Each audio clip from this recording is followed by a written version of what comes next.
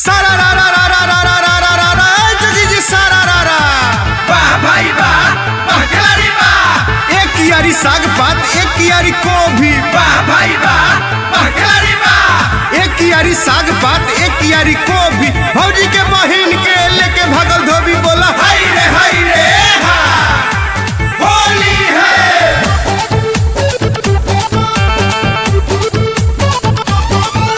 साया रंगला साड़ी रंगला कोइला देहिया गुलाबी हो। साया रंगला साड़ी रंगला कोइला देहिया गुलाबी हो। भाभी भाभी कही के देवरू रंगल चाहता रना भी हो।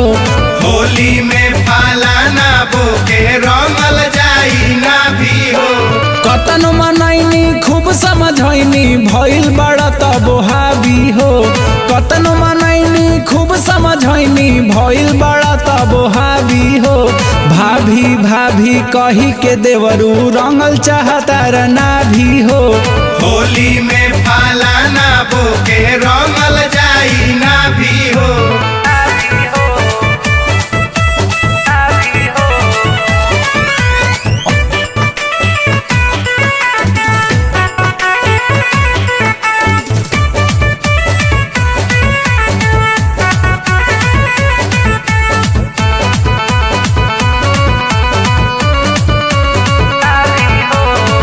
पुआ खैला पूरी खैला खैला गुला गुला।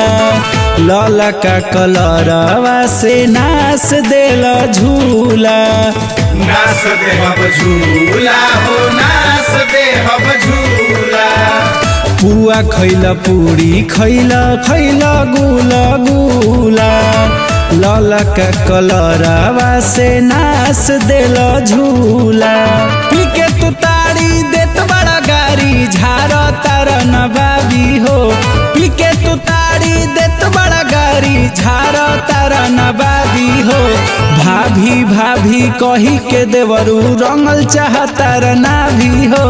भाभी भाभी कही के देवरू रंगल चाहता रना भी हो।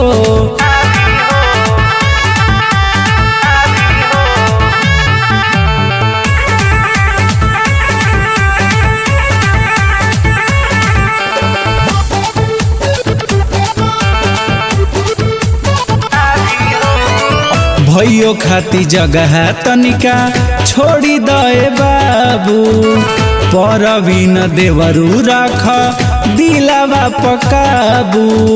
कैसे राखी काबू हो, भइल बापे काबू। भैयो खाती जगह तनिका छोड़ी दे बाबू।